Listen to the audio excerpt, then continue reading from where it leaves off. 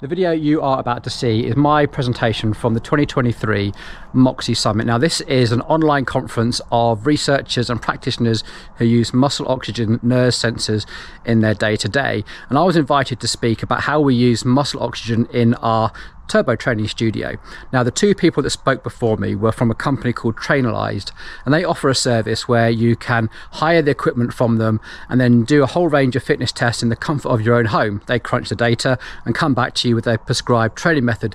So the very start of my talk is reflected on their idea of test and prescribe and how we do something called do and review. Now, there's problems with both, but that's not the subject of this talk. The subject of this talk is all about how we're using muscle oxygen to set alternative goals in the post-season training phase. So enjoy. So go ahead and take it away, Paul. Nice one. Thank you, Roger, and hello, everybody. I'll tell you a bit about myself in a second, but just following on from the last two presentations, which was super interesting to me because everything at the conference so far has been about the idea of testing and prescribing.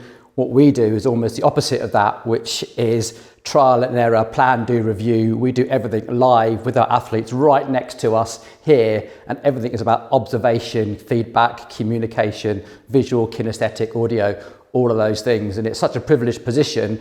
So about us, we are MapDeck Cycle Works. We've recently rebranded our gym to Strength to Speed. It represents more about what we do. Through that wall over there, there's a big sort of strength and conditioning studio. Upstairs, we have a yoga studio, and everything is about that philosophy of strength is the foundation of sport. But the Moxy stuff we have here, we have something like 10,000 plus workouts using Moxy data. An incredible thing. We also about 250 athletes have been through here using Moxy. About 100 of those are regular people that we see week in, week out. And so we've got this incredible database and knowledge that we don't really share outside this studio, to be honest, because we don't do academics and things like that. We're just a busy little studio, but gradually accumulating data, making our observations, seeing trends, and this is our first opportunity to really share, I guess, what we do. So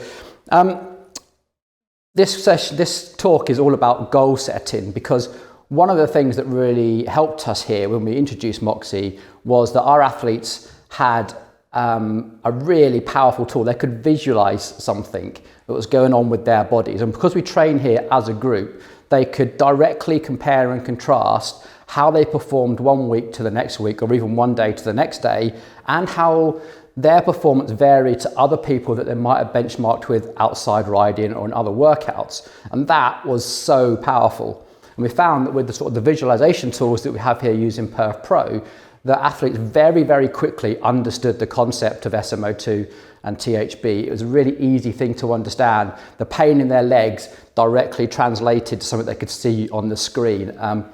And then we just went with that. We just kept asking questions, standing next to our athletes. What do you feel? What are you experiencing right now? And then it took us a little while. Probably this time last year, we were still writing workouts based upon FTP or power. And then probably in the middle of last winter, we started to just do all our workouts in erg mode. And I've got a workout behind which I'll dissect in a second. And this really just threw the doors open. It inspired people so much because now we could start changing the parameters of the workout every single day. It wasn't set, they didn't have to reach a power target. And instead, we started setting goals at the start of the session, but then we'd change the goals halfway through the session on a group basis or a completely individual basis. And then that became really, really powerful. And everyone just gave us a fantastic feedback that they really started to understand what was going on, what they were trying to achieve. And they actually saw things starting to change and felt it as well. So we had this massive feedback loop, which is just brilliant. So I want to try and share some of the techniques that we've been using with you, and then hopefully maybe you can integrate them yourselves and add to this discussion, because I think this is going to be one of the most powerful things about using Moxy is we have such a visual thing that people really grasp and get hold of really, really quickly.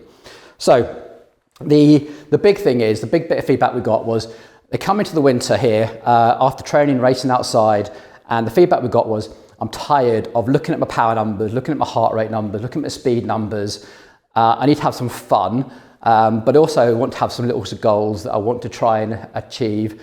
And also I've got some training plateaus, and how can I use all this data and information to get away from that whole FTP and chasing numbers on Zwift or whatever it is and learn something? And I think that was the most engaging point, was learning something every single time they came here. They learned something technical, but also learned something about themselves. So the practical questions that we get asked, just to give you an idea, is when everyone's in a room here, we have about 6, maybe 8 athletes in here at once, is they can all see each other's data, by the way. Everyone can see each other's data. So you get, why is my graph different to their graph? I ride with them all the time. Why is their graph different to mine? We're the same age, we're the same height, we're the same weight. Why am I different? Then it's, am I broken? Is there something wrong with me? It's probably the most common question that we get asked. After go, what does that mean? Why is that different this week than last week?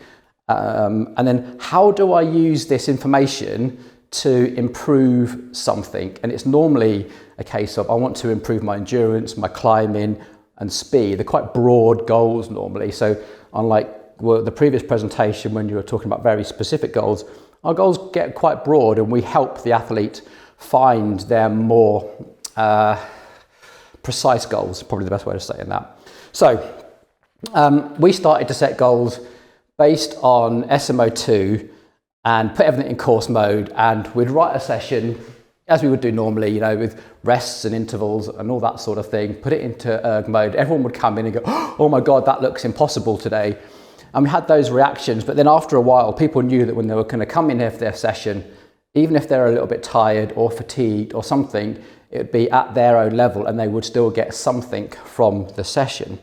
So we started to use phrases like make intelligent decisions in the workout, before the workout, after the workout. And when we used to guide people into making those intelligent decisions. So this was, you've got all the data in front of you. You've got your heart rate data, you've got your power data, you've got your SmO2 data, and you've got how you feel, and you've got your ability to talk to a coach as well. So use all of that input and make some really good intelligent decisions. What do you want to get out of this session? What are you trying to achieve?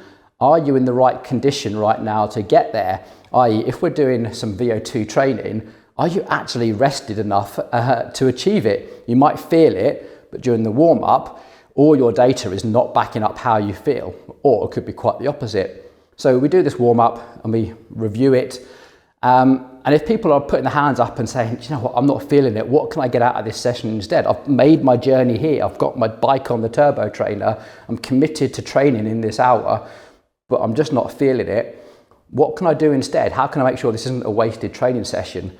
And that's when we started to go, you know what, we could change the parameters of this workout live as we go, and we can still make sure that someone gets a really good quality workout, which led us to the next question. And that is, your aim is to, why are you here? You're trying to trigger an adaptation. You're doing a training workout, something that's not just a ride. You've taken the commitment to train. So your only goal here, if you really break it down, is to do something that will trigger an improvement. That's it. And I think with Moxy, you can start visualizing when something has happened. There's normally a point in the workout where your body starts reacting differently, or you start feeling differently, and then you see it reflected in the numbers on the screen. And sometimes I go, do you know what? You're done. Put it into cool down mode and finish your workout. I think you've done what you need to do for this workout. And people are happy with that. I said, yeah, I can see that. I can feel that. That was a good workout. Happy days.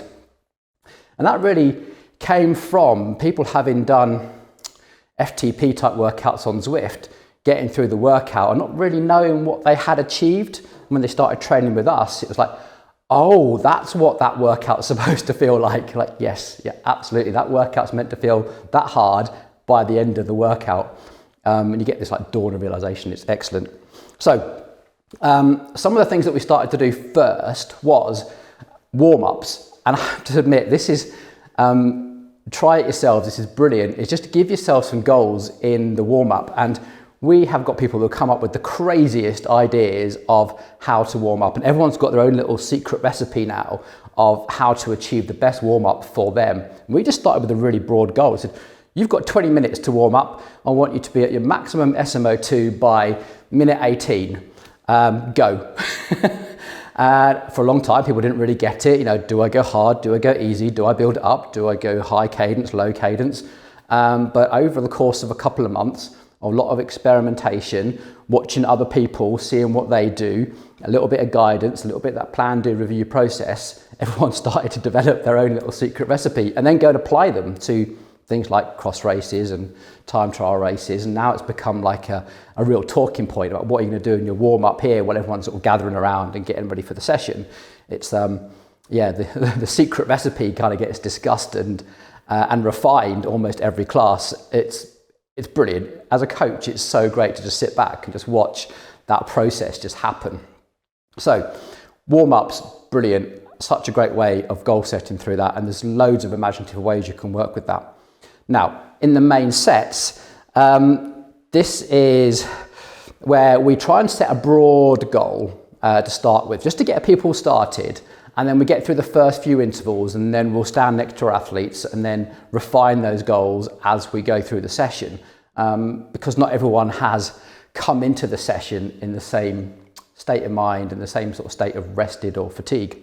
So a good one that we like to try and do is when we're doing interval sets is do something like, right, go as hard as you want, but what I want you to do is make sure that you hit your minimum SmO2 of interval 9 out of 10, for instance. So I want you to think about how you're going to pace it. You still need to be desaturating stage by stage by stage, but you're only going to go hard enough that by number 9, that's your hardest. And then we throw in number 10 and go on, just see if you can. Can you just beat it by 1%? Can you just do it? If they can't, back off after 30 seconds, call it a day, session done.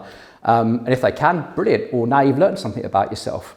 And this is the process that we've been using to really define those, because we find that FTP workouts, written to 125% of FTP are mostly pretty useless because most people can do 130, 135% of FTP or only 112, depending on how they feel that day. So I think athletes have really enjoyed having this different way of training is by trying to achieve something with their muscle oxygen as opposed to trying to hit power numbers, which I guess we all know can be pretty demotivating sometimes. If you're not feeling it and you've got to try and hit a number and it just feels impossible, we can still change something in the session. Now, the other interesting thing that came out of this was when we are doing intervals, when do we rest? And this really started coming from the strength and conditioning room when we were trying to work out how much you're lifting and how much rest you need between sets. We applied the same idea to here. And when we're doing those intervals, even though the workout might be written something simple like 1 minute on, 1 minute off, is 1 minute enough or too much for that individual athlete? What are we actually trying to achieve in that 1 minute rest? Are you trying to get your SmO2 back to where its normal maximum is?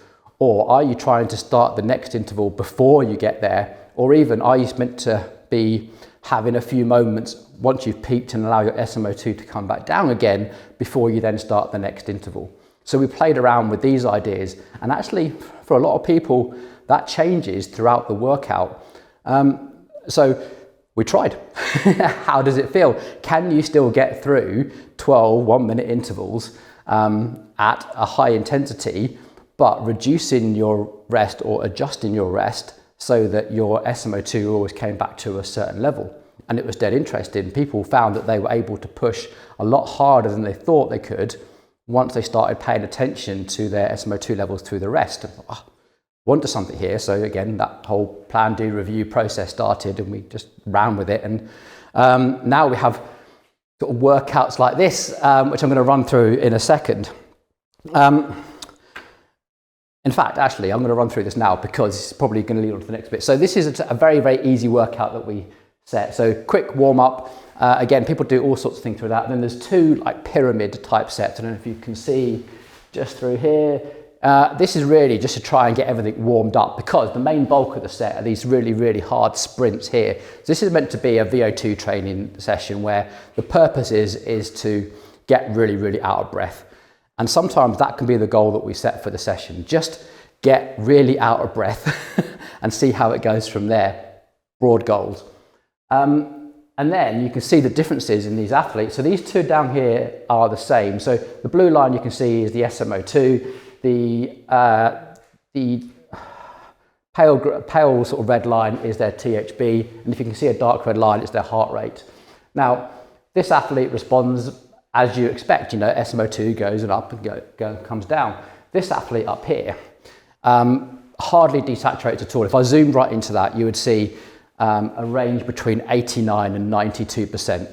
Once they've gone through their warm-up, that's it. They just go high, and that's nothing seems to bring it down. In fact, we've got about 5 or 6 athletes who show those sorts of results. And working with them, particularly in this method, has been really interesting, because we're like, how do we break this cycle? Well, actually, should we break this cycle? Is there actually any benefit to breaking the cycle? Well, let's try. They were up for trying, we were up for trying, so we tried, and eventually we got that athlete to desaturate by changing their goals. In fact, we went through this whole process of what's different every week. You know, what have you eaten? Well, how much, are you hydrated? Are you on your period? What's menopause situation like? How do you feel right now? Have you a hard day at work? Are you stressed right now? Were you training? All those questions that you ask as a coach. And then we would do things like, get off your bike, go for a stretch, put your legs up against the wall, just do something that might break the cycle. And eventually we found methods, you know, by setting the goals. And for this individual person, it was, all I want you to do in this workout is desaturate twice. Like, do whatever it is that you think you need to do to just desaturate twice. And that was a real challenge. They would warm up, numbers would go sky high, they'd take the right amount of rest, and then they would get themselves into this absolute intense frame of mind, and they would just go hard for like 3 minutes, like so hard, and they were almost spent. They'd probably spend the rest of the session at the back of the room with their legs up in the air, drinking, having an energy gel. They'd come back on the turbo trainer, do the same thing, go absolutely ballistic, you know, like eyes were bleeding for like 3 minutes. And it worked. That was it. That was their session. They did about 6 minutes of exercise in an entire hour's class, but they've achieved something. And it didn't take long before that broke the cycle, and we started to see their results become, I wouldn't say normal, but a little bit more regular. And that was mostly led by the athlete's determination to do it and some experimentation. So I don't know, I kind of like this way of working. Other things that we, hang on, I lost my notes here. Other things that we tried, so this athlete down here, almost the complete opposite. A second that an interval came on, they would desaturate very, very rapidly and hardly ever recovered. But when they did, you had to take the load completely off before they saw a recover. But you can see the second that any type of load came on, it almost didn't matter how hard it was, they would desaturate to a very low level and just stay there. And again, we started playing around with their nutrition. What are you eating? How much have you drunk? That sort of thing. For that particular athlete, it really came down to completely changing their diet. And they were inspired every week by coming in and seeing a change about how they'd changed what was probably quite a carbohydrate dense diet into something a little bit more protein focused, because they could see results based on what they were doing outside of that. So I've almost hit my time. God, that was quick. This is really just to end the talk is, how do we end this talk? It's a really good question, actually. As an encouragement to anyone out there is to just try it. Set some goals yourself. I think it's a great way of breaking up the cycle of training sometimes by just refocusing the mind, looking at something else, and you might just find that something out there is a clue or a trigger for something changing. Okay, I think I'm done, Roger. Excellent. Thank you so much. I love your presentation style. That's you get the no PowerPoint award for this year again. Excellent work. Thank you. We got one question here. What are the best warm-up strategies that you found along the way? All right. So starting with the sort of the British cycling warm-up. So most people try and just gradually get a little bit harder, a little bit faster, but then taking a really long rest and then having really hard sprints. People really underestimate how hard you need to go in that warm up. Like you really got to like wrench the handlebars off your bike to try and get that change, and then a long rest, like sometimes even 6 minutes of rest before you attempt it again. Everyone's got their own strategy and how much rest and how hard they go, but that seems to be a bit of a trend we're seeing. All right. Anyone else have a question for Paul? Yeah, I'll jump in and I'll say this is awesome, and this is where I see myself, like the way of like educating people in Moxy is within or inter training session, sort of utilization of the Moxy and what it's telling us about our physiology. So I really like the way to approach all of this, and my question is open for collaboration to help us, get this a little bit from your cycling a little bit towards the masses. Obviously, you don't have to answer right now, but I just really love what you're doing. So I think it would be really fun to get your input for that. Yeah, I mean, we'll try. Through COVID, we did actually do some sort of semi coaching inside and external as well. So it kind of works. We've kind of still got the setup floating around up there for doing something like that. So yeah, see what happens. Awesome. Yeah, that'd be great, Paul. I'll reach out to you. Well, look forward to it. All right. Any other questions for Paul? I'm surprised that so many people stayed around this late on a Friday. It's all good. Also, shameless plug, if you're interested in finding out a little bit more about how to use Moxy within a warm-up, I'm going to be giving another full gas demo in about an hour. And Paul, if you're probably super busy, but if you wouldn't mind staying on, you and I could have a conversation while I'm on the bike, give people instructions about the warm-up and how I do it, and then you can add in things. Like I said, only if you're available though. Yeah, I'm meant to be taking my girlfriend out for dinner, so I'll probably go and do that first, if that's okay. No problem. Okay, all right. Thank you again, Paul. We really appreciate you sharing that all with us. Absolute pleasure. We've got a few minutes before our next presenter, so I think we're just going to take a quick break here, and we'll be back, I suppose, in about 8 minutes. We should be ready for our next presentation, so we'll start that one on time. So we'll go ahead and take a quick break, and we'll be back in just a bit.